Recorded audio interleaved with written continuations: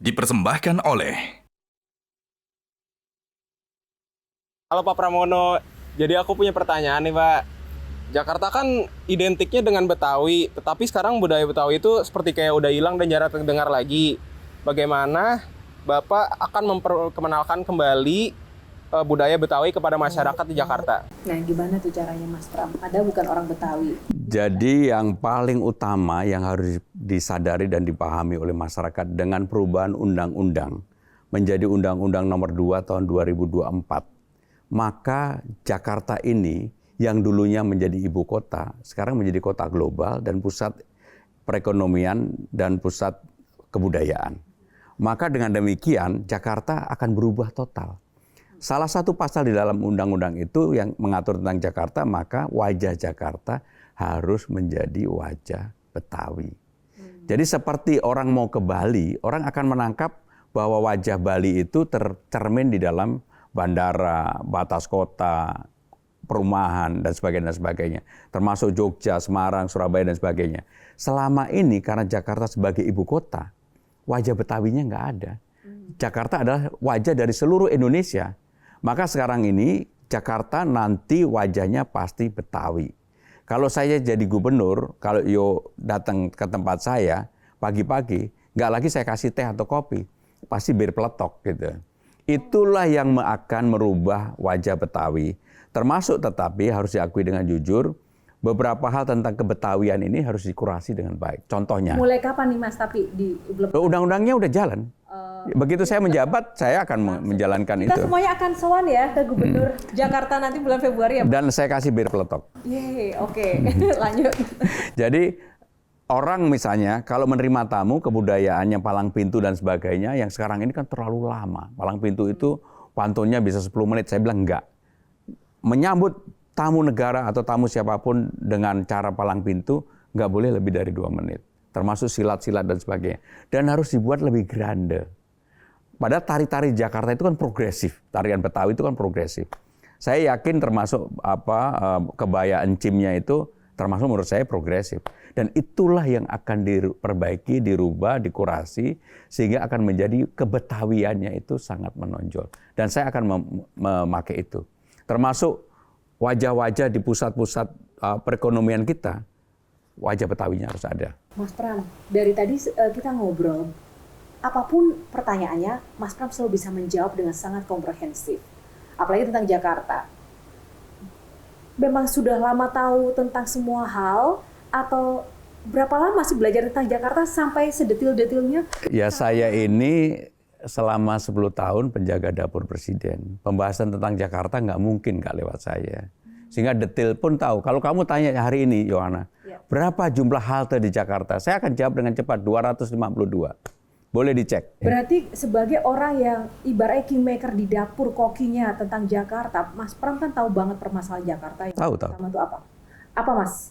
Yang utama Jakarta itu, sekarang ini ya, tergantung siapa yang melihatnya. Kalau saya, persoalannya tetap kemacetan, banjir, polusi. Itu persoalan klasik. Kalau saya menjabat, saya pengen diingat orang adalah orang yang berani mengambil keputusan. Karena saya nggak punya beban. Nah, ada satu sosok juga yang sering menyampaikan hal-hal positif tentang Mas Pram dan juga mendukung Mas Pram di akhir-akhir kemarin pemilihan atau pilkada. Sosok Anies Baswedan. Sejauh mana sih hubungan dan arti sosok Anies Baswedan bagi Mas Pram? Ya, saya mengenal Mas Anies ketika sama-sama aktivis. Saya waktu itu aktivis Bandung, dia Jogja. Cuma saya lebih senior. Ketika saya ambil S2, dialah menjadi puncak aktivis di Jogja. Nah, waktu itu saya mensupport dia. Ya, namanya aktivis kan perlu ada yang mensupport di luar sistem lah. Dan ketika anak saya lahir, Dito yang sekarang jadi Bupati Kediri, yang menunggu berdua sama Mas Anies.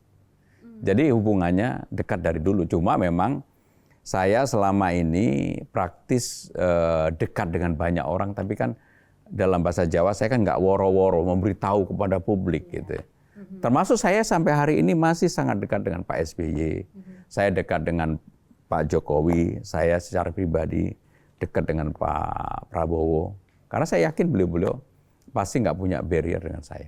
Satu lagi ini Mas Pram. Kang Pram, ini tentang Mbak Hani, Mbak Endang Nugrahani, istri Kang Pram, yang banyak bawa rezeki. Bahkan Kang Pram pernah bilang, kita harus mencintai istri karena rezeki suami ada di tangan istri, tepatnya ada di tangan Tuhan melalui istri. Menurut pepatah Jawa, cewek yang mengerjakan itu yang larapan nilo cendani ini agak lebar gitu loh, dan itu dipenuhi dan luruh pasemone. Jadi Mbak Hani itu memenuhi syarat-syarat itu. Satu, apakah Mbak Hani memang ngerejekeni, dan kalau nggak ada Mbak Hani, Pram nggak jadi apa-apa. Sama jadi kere kayak saya sekarang ini. Yang kedua, waktu rame-rame COVID, mungkin banyak yang tidak tahu, Mbak Hani itu dalam tanda kutip sudah meninggal. Dan itu tidak ada Pram. Kang Pram lagi tugas kemana, dirawat kalau nggak salah di Jogja, dan sudah dalam tanda kutip meninggal, dan Mbak Hani sudah mengalami peristiwa orang meninggal. Pertanyaanku, apakah banyak bisikan-bisikan dari Mbak Hani karena pengalaman kemeninggalannya dalam tanda kutip itu atas karir Kang Pram sekarang?